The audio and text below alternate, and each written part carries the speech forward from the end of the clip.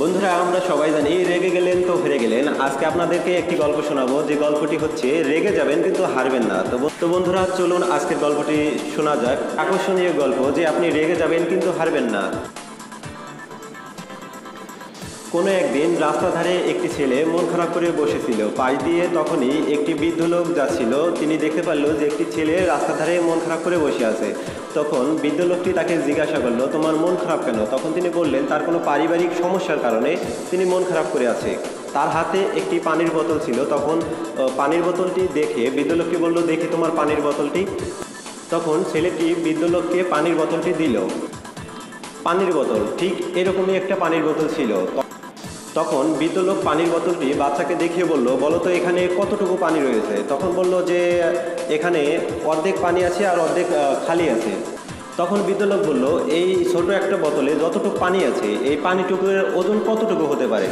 তখন ছেলেটি বলল যে 100 গ্রাম অথবা 150 গ্রাম হতে পারে। তখন বৃদ্ধ লোকটি বলল, এই পানির বোতলটি নাও। ছেলেটি পানির বোতলটি হাতে নেওয়ার পর বৃদ্ধ লোকটি বলল, পানির বোতলটি সামনে এভাবে ধরে রাখো। তো ছেলেটি পানির বোতলটি এভাবেই ঠিক হাতে ধরে রাখলো। ঠিক 3 মিনিট ধরে রাখার পর ছেলেটি বলল যে এভাবে আমি তো আর ধরে রাখতে পারছি। তখন বৃদ্ধ লোকটি বলল, আচ্ছা ঠিক আছে, তাহলে বোতলটি নামিয়ে ফেলো। এরপরে বৃদ্ধ লোকটি বলল যে আমরা যে পানির বোতল যেটাকে মনে করেছি যে এখানে যতটুকু পানি আছে এর ওজন কতটুকু হবে, 100 গ্রাম অথবা 150 গ্রাম, কিন্তু এই 150 গ্রাম পানি আমাদের কাছে খুব হালকা মনে হচ্ছে, খুব হালকা। কিন্তু এই পানিটি যদি আমি এভাবে ধরে রাখি, 5 মিনিট ধরে রাখি, 10 মিনিট ধরে রাখি, 1 ঘন্টা, এটা কি ধরে রাখতে পারবো? অথবা যদি হয় একদিন, তাহলে কি ধরে রাখতে পারবো?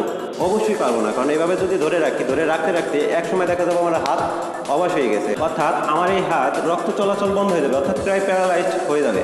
আমরা যদি এই বোতলটাকে যদি পানির মতো না দেখে এই বোতলটাকে যদি দেখি রাগ অথবা ক্ষোভ অথবা অন্য কোনো অভিমান এই বোতলটার সাথে তুলনা করতে পারি, যদি তুলনা করে আমরা দেখি যদি এই বোতলটার মতো আমরা যদি এভাবে রাগ অথবা অভিমান অথবা ক্ষোভ যদি এভাবে ধরে রাখি, তাহলে আমাদের জীবনটা এভাবেই প্যারালাইজড করে দেবে, অর্থাৎ আমার জীবনটা অসচ্ছল করে দেবে। আমি জীবনে কোনো কিছুই করতে পারবো না। সেজন্য আমার জীবনের উন্নতি করার জন্য অবশ্যই এই বোতলটি, অর্থাৎ আমার রাগ, আমার ক্ষোভ, আমার অভিমান ফেলে দিতে হবে। অর্থাৎ এভাবে যদি আমরা ফেলে দিই, এই বোতলটি যেভাবে ফেলে দিলাম, এভাবে যদি আমাদের জীবনে ঘটে যাওয়া কোনো রাগ, অভিমান, ক্ষত বিক্ষত যা আছে সব যদি আমরা এভাবে ফেলে দিই, মুছে ফেলি, তাহলেই কিন্তু আমরা জীবনে উন্নতি করতে পারবো। তো বন্ধুরা, গল্পের শুরুতে আমি বলেছিলাম যে আমরা কিভাবে রেগে যাব কিন্তু হারবো। তো সেই প্রশ্নটির উত্তর এটাই বন্ধুরা, আমরা রেগে যাব তখনই রেগে যাব আমরা যদি দেখি একজন ইমানদার লোক অথবা একজন ভালো লোক, তিনি যে ভালো কাজ করছে তাকে আমরা ফলো করবো, অর্থাৎ তার সাথে আমরা জিদ করবো, আমরা রাগ করবো যে তিনি 5 ওয়াক্ত নামাজ পড়ছে, তিনি ভালো কাজ করছে, আমি তার থেকে